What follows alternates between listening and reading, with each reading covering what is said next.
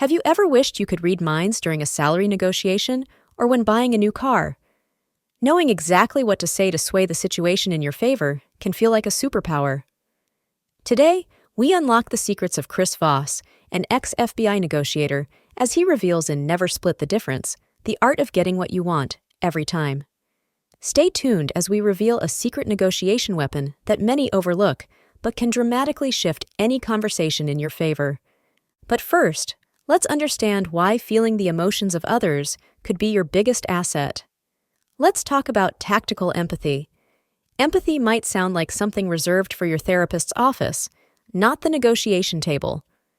But what if I told you that understanding the other person's feelings and perspective is one of the most powerful tools in negotiation? This is what Chris Voss calls tactical empathy. It's about more than just seeing things from the other side. It's about letting the other person know you see them. Can you think of a time when understanding someone else's perspective changed the outcome of your conversation? How did it feel? Imagine you're negotiating a raise, and your boss seems resistant. Instead of pushing harder, you pause and say, "It seems like budget constraints are a real concern for you right now." This recognition of their perspective not only shows empathy, but often leads to them opening up about possible solutions, like a performance-based bonus. Now, you might wonder, how do I keep the conversation flowing in my favor? The answer lies in a technique that might seem simple, yet is incredibly powerful when mastered. This technique is known as mirroring, and it can transform you into a negotiation wizard almost instantly. Let's break down how it works with 3 easy steps. Step number 1. Listen carefully. This first step is crucial. Focus on the key words your conversational partner uses. It's not just about hearing them, it's about understanding the intent behind their words. Step number 2. Repeat key phrases. Now, use mirroring by repeating the last 3 words, or the critical 1 to 3 words, of what someone just said. This echoes their thoughts back to them, showing that you are engaged and attentive. And step number 3. Observe reaction. Watch their reaction to your mirroring. Do they seem more open, relaxed, and willing to continue the conversation? This response will tell you if you've successfully built more rapport. By following these steps, you engage in a subtle yet effective form of empathy that encourages further dialogue and deepens mutual understanding. Let's see how this simple act of mirroring can open up a pathway to more meaningful and productive negotiations.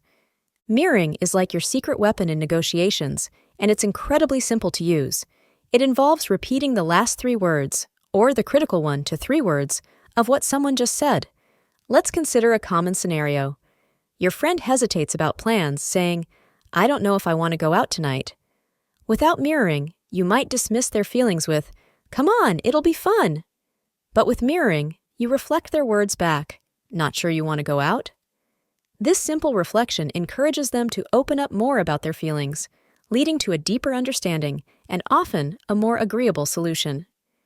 As you see, mirroring not only keeps the conversation going, but also sets the stage for labeling, another powerful technique. By identifying and naming the emotions involved, like saying, "You seem apprehensive," you validate the other person's feelings, which can diffuse tension and lead to more productive discussions. Labeling is about putting a name to the emotions or situations you're observing in the negotiation. It sounds straightforward, but it's a potent tool when combined with tactical empathy and mirroring. For instance, if you notice someone is anxious, you might say, "It seems like you're anxious about the decision." This not only shows you're paying attention, but also diffuses the tension by bringing the emotion into the open. Consider the high-stakes negotiation that took place during the Cuban Missile Crisis in 1962.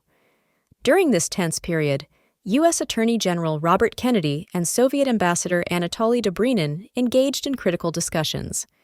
Kennedy adeptly used labeling to acknowledge the intense pressures and concerns the Soviet Union faced. By explicitly recognizing their fears of a U.S. invasion, he addressed their emotional state directly, saying, "It seems clear you are deeply concerned about an invasion."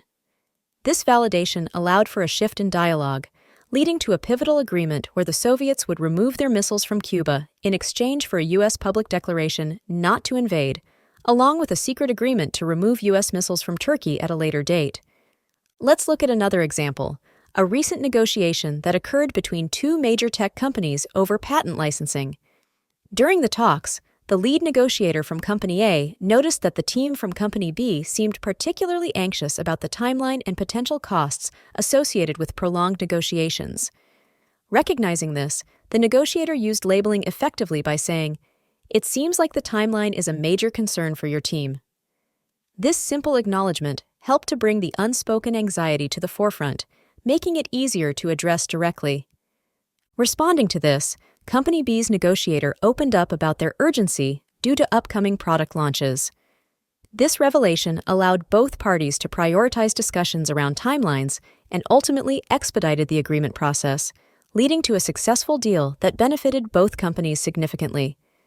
These examples demonstrate how skillfully addressing the underlying concerns and emotions of negotiation partners can lead to breakthrough agreements, whether in the high-stakes world of international diplomacy or in the fast-paced arena of tech industry negotiations.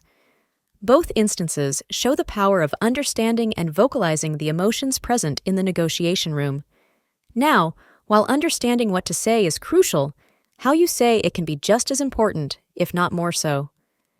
This brings us to another essential negotiation skill emphasized by Chris Voss: the tone of your voice. The tone of your voice can make or break your negotiation. It's not just what you say, it's how you say it.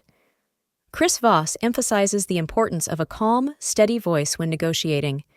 This approach reassures the other party and helps maintain a level of comfort during discussions. Practicing a calm demeanor and a steady tone can help you navigate even the trickiest negotiations. As we wrap up our journey into Chris Voss's negotiation strategies, consider how tactical empathy, mirroring, labeling, and the strategic use of tone can transform your everyday interactions. Which of these techniques will you try first? Share your thoughts in the comments below, and if you found these insights useful, please like and subscribe for more practical strategies to enhance your communication skills and become a better version of you. Until next time, keep negotiating smartly and effectively, and watch how even small changes in your approach can yield significant results.